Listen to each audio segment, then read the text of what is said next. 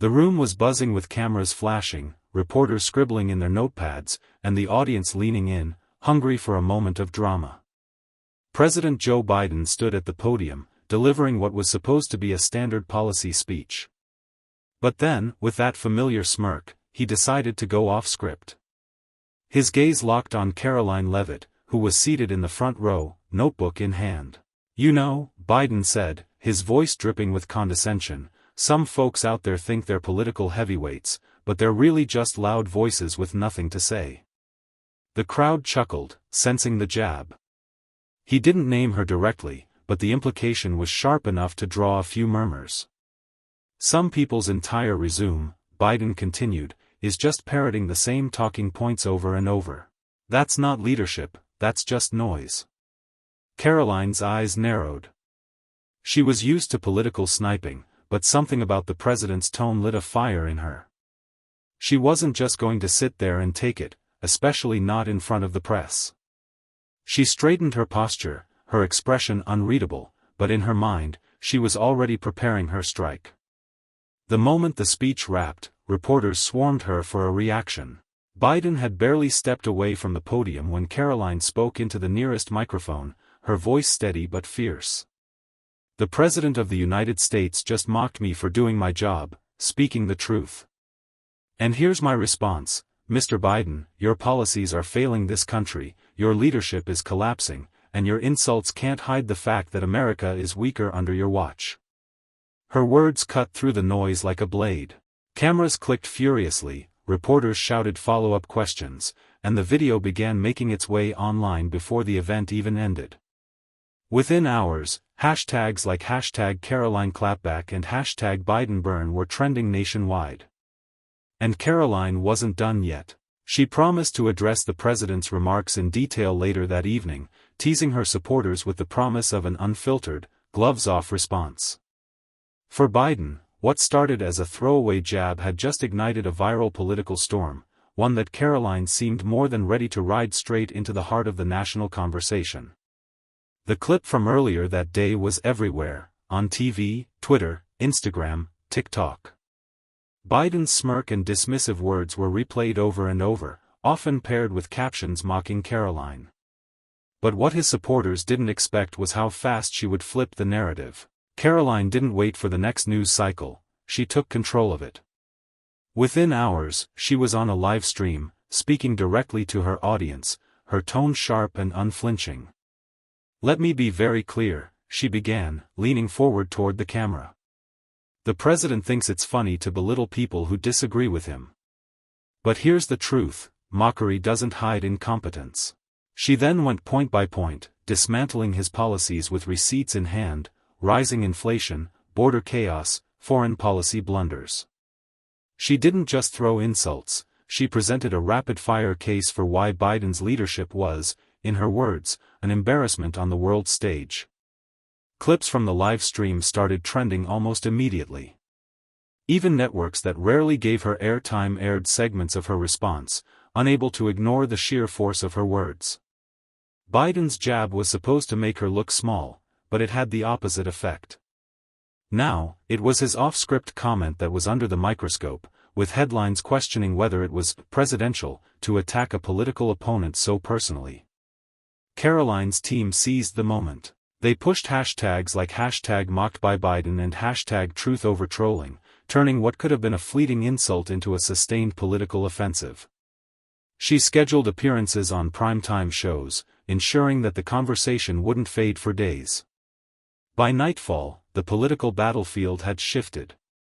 Biden's side was on the defensive, explaining the context of his remarks, while Karoline's supporters flooded social media, rallying behind her with messages like, "She spoke for all of us." The dynamic had changed, and it was clear Karoline wasn't going to let the momentum slip away. The next morning, the White House press pool expected the story to fade. After all, the president had laughed off tougher opponents before. But Karoline wasn't letting this one go. She booked herself on one of the highest-rated morning talk shows, walking onto the set in a bright, commanding color that screamed confidence. From the very first question, she flipped the script. Instead of reacting defensively, she leaned into Biden's mockery, repeating his exact words with a smirk and then countering, "That's the sound of a leader who's out of arguments and out of ideas." The studio audience gave an audible gasp. She followed with a methodical dismantling of his record, each point sharper than the last. When the host pressed her about whether she was taking his comment too seriously, she shot back, "When the President of the United States chooses personal insults over policy, that's not a joke, it's a weakness. And weakness in leadership costs Americans every single day." Social media caught fire again. Clips of that moment spread faster than the original incident. Memes flipped Biden's smirk into a symbol of being outplayed. Her supporters posted side-by-side videos, Biden's jab versus Karoline's retort, with captions like, "Who's laughing now?" Meanwhile, Biden's communication team scrambled. They tried to pivot to unrelated talking points, but journalists kept circling back.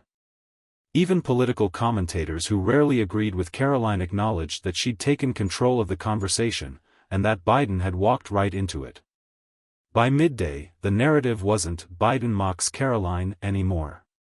It was "Karoline outmaneuvers Biden."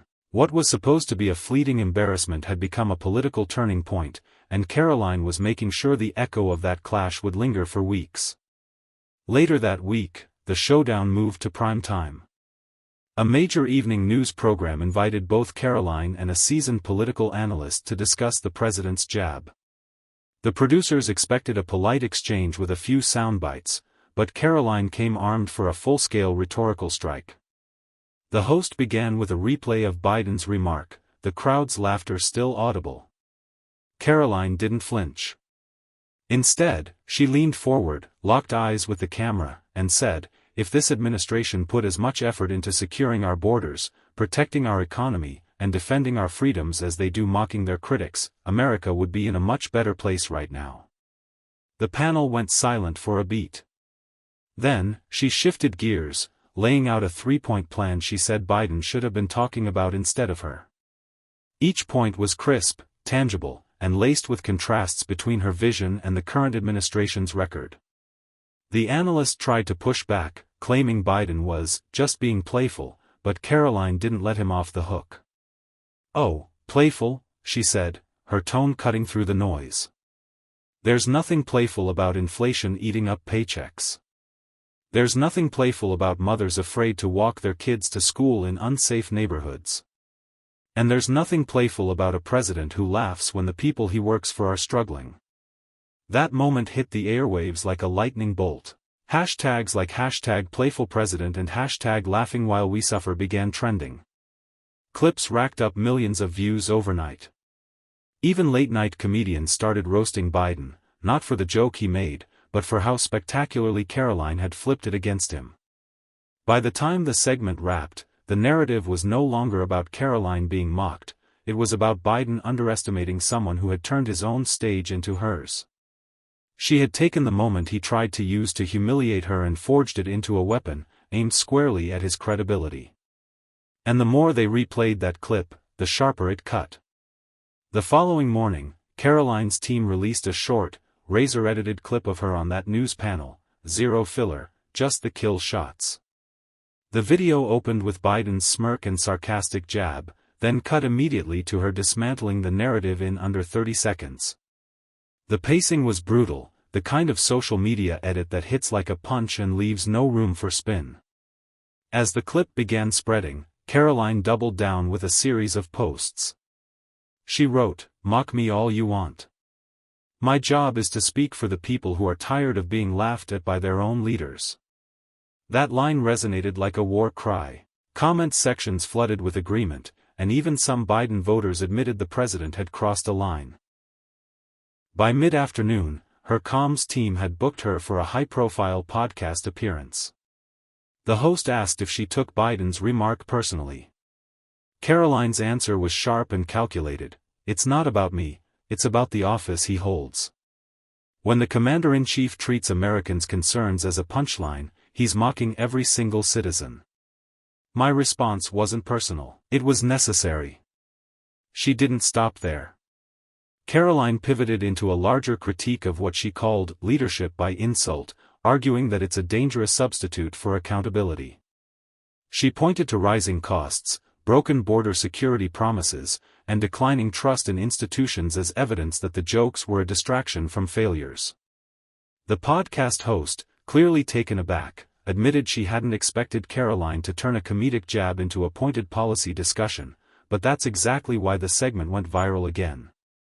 It wasn't just the fire in her delivery, it was the fact she was reframing the narrative every time someone tried to diminish her. By evening, Biden's comment was no longer a win for him in the public arena.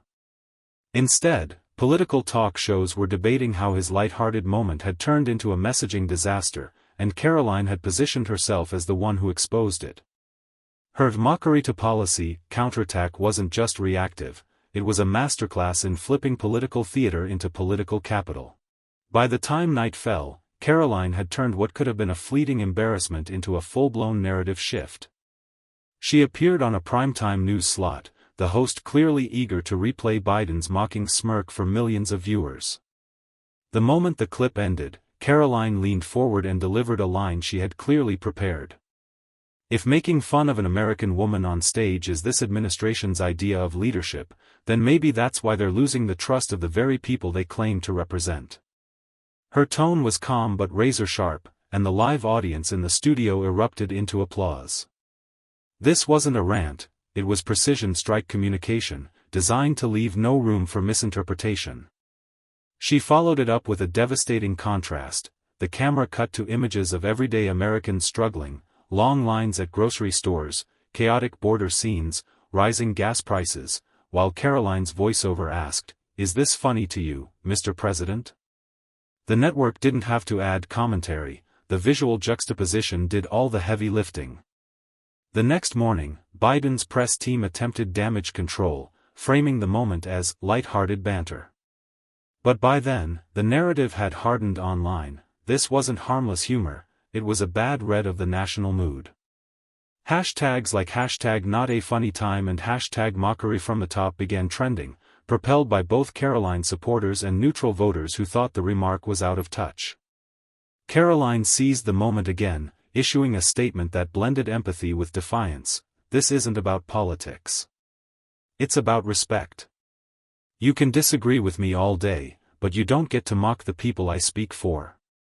That line was clipped, memed, and repeated across every major social platform.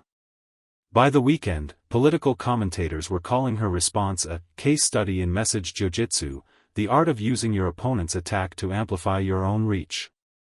Biden's comment had been meant as a throwaway laugh. Karoline had turned it into a defining political moment, and she wasn't done yet.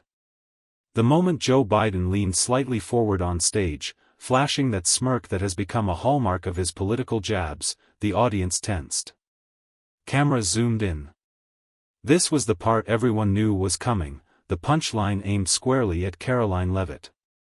"Some people talk a big game," Biden began, his voice dripping with condescension, "but they've never been in the ring." His words hung in the air, accompanied by a dismissive chuckle, and the crowd reacted with a ripple of laughter that felt more like a provocation than amusement. Karoline didn't flinch. She didn't even shift in her seat. Her eyes locked on him, unblinking, absorbing every syllable as if she were cataloging evidence for a cross-examination. The political theater was playing out in real time, Biden trying to land a stinging blow, Karoline patiently waiting for her turn to strike back. When the moderator turned to her for a response, she didn't rush. She adjusted the microphone, took a measured breath, and let the silence stretch just enough to pull every eye toward her. Then, in a voice that carried the clarity of both conviction and precision, she said, "Mr. President, I don't need to be in your ring to recognize when the fight is rigged. While you've been busy perfecting your punchlines, Americans have been living with the consequences of your policies, higher prices, a weaker border, and a country more divided than ever." The shift in the room was instant. The smirks disappeared. Biden's eyes narrowed, as though he hadn't expected a direct counterpunch this sharp. But Karoline wasn't finished. "You call me inexperienced, but I call myself uncorrupted. I haven't been in Washington long enough to forget who I work for, the American people. Not special interests. Not political elites. And certainly not those who think being on a stage makes them untouchable. A murmur ran through the audience, some cheers, some gasps. Biden leaned back, his earlier grin gone. The cameras caught the flicker of discomfort in his expression. Karoline's words weren't just a rebuttal, they were a dismantling. She had reframed the moment from a comedic swipe into a political reckoning, and she'd done it with surgical precision. By the time she finished, the crowd's energy had shifted entirely. The applause was louder, sharper, the sound of a room realizing they had just witnessed a turning point. And in that instant it was clear, Biden had tried to mock her, but she had stolen the moment, flipped it, and sent it back at him with force. Biden had expected her to play defense. He had expected a quick, safe reply, something polished but forgettable. What he hadn't counted on was Karoline's ability to flip his own stage into her battlefield. As soon as she leaned forward, her hands gripping the edge of the podium, there was no mistaking it, she was about to go on the offensive. "Mr. President," she began, her tone crisp but sharp, "mockery might get you applause in this room, but it doesn't fix grocery bills, it doesn't stop the fentanyl pouring across our borders, and it certainly doesn't heal the divisions your leadership has deepened." She paused for effect, letting the words slice through the artificial politeness that often shields political debates from real confrontation. Biden tried to interject with a half-smile and a dismissive wave, but Karoline raised her voice, cutting cleanly over his. "You call me inexperienced because I haven't been in Washington long enough to play your games. But I see that as my greatest strength. I haven't been there long enough to sell out the people I represent. I haven't been there long enough to forget that the job is to serve, not to perform." The room felt smaller now, as though the lights themselves had tightened their focus on the two of them. Biden's easy swagger began to fade. Cameras caught him blinking, shifting slightly, his hand resting a little too long on the podium as she spoke. Karoline's delivery wasn't just confident, it was surgical. She drew on specifics, calling out the administration's economic missteps, the failed promises on border security, the disconnect between D.C. politicians and the working-class families they claim to fight for. "It's not about being in your ring," she said, her eyes never leaving his, "because your ring is broken. And the American people are tired of watching politicians shadowbox while their lives get harder." By the time she finished, there was no laughter in the room. Even those inclined to side with Biden found themselves leaning forward, as if they didn't want to miss the next blow. The applause wasn't polite, it was a release. A sign that she had managed to shift the energy, wrestle control of the narrative, and force her opponent into a position he rarely occupies, silent and on the back foot. The look on Biden's face said it all. He'd tried to turn Karoline into a punchline. Instead, she had turned him into a cautionary tale, live, in front of the entire country. The moderators had moved to the next question, but Biden couldn't resist circling back to his earlier jab, tossing out another mocking comment with a grin that suggested he thought the moment was already his. Karoline didn't let him finish.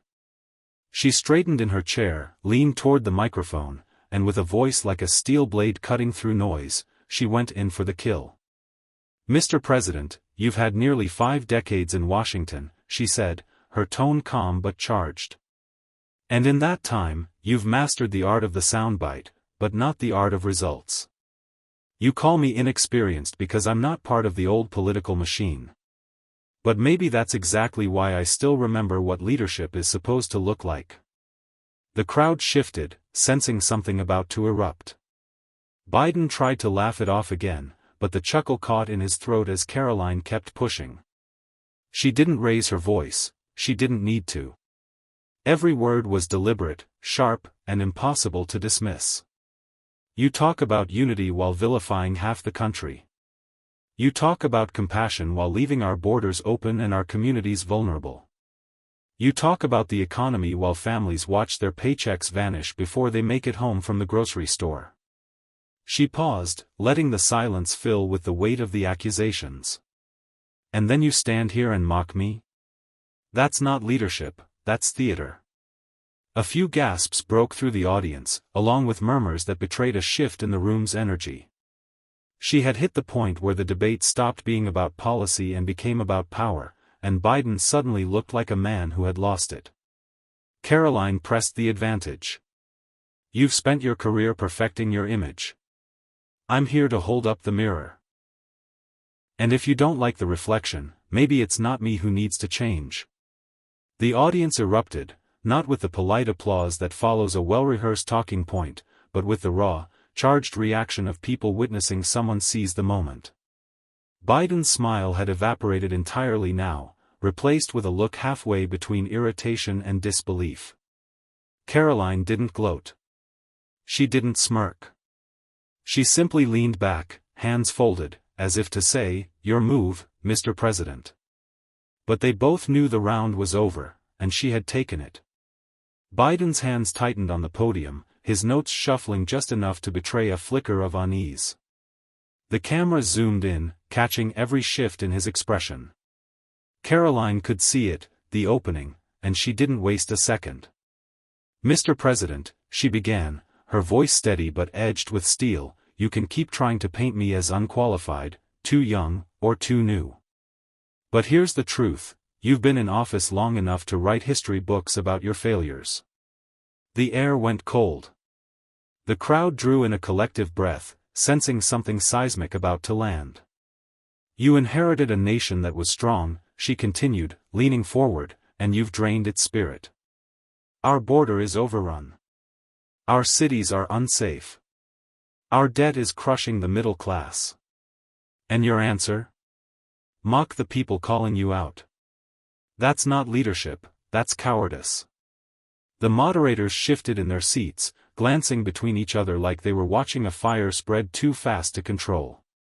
Biden tried to cut in, raising his hand to speak, but Karoline didn't give him the space. "You call yourself a unifier, but you've divided this country more than I've seen in my lifetime. You talk about protecting democracy, yet you silence dissent. And tonight, you thought a cheap joke would shut me down. Well," she paused, locking eyes with him in a moment that froze the entire room. "I don't shut down. I fight back." The audience erupted, the sound ricocheting off the walls like an earthquake. Biden's face hardened, but there was no comeback waiting on his tongue this time. Karoline's gaze didn't waver. "The American people don't need a performer," she said. "They need a fighter. And if you're not ready to be that, then step aside, because I am." She leaned back, slow and deliberate, the silence after her words somehow louder than the cheers before. Biden looked down at his notes, then out at the crowd, and for the first time that night, he had nothing left to say. Karoline stepped back to the podium for her final words, her voice calm yet charged with the energy of the night. "Tonight wasn't about me, and it sure wasn't about your jokes, Mr. President," she said, her eyes locked on Biden. "It was about the people watching from their living rooms, the ones struggling to buy groceries, to fill their gas tanks, to keep their families safe. They don't need another politician who talks down to them. They need someone who will stand up for them." She let the silence settle for a moment, then drove it home. "You've had decades to get it right. And if this is the best you can offer, division, mockery, and excuses, then it's time for you to step aside. America's future doesn't belong to the past. It belongs to the fighters, the doers, and the believers. And I promise you this, I'm not going anywhere." With that, she gave the crowd one last unwavering look, a subtle nod, and stepped away from the mic. The applause was deafening, but it wasn't the sound that mattered, it was the shift in the room. Biden had spoken all night, but Karoline had owned the moment.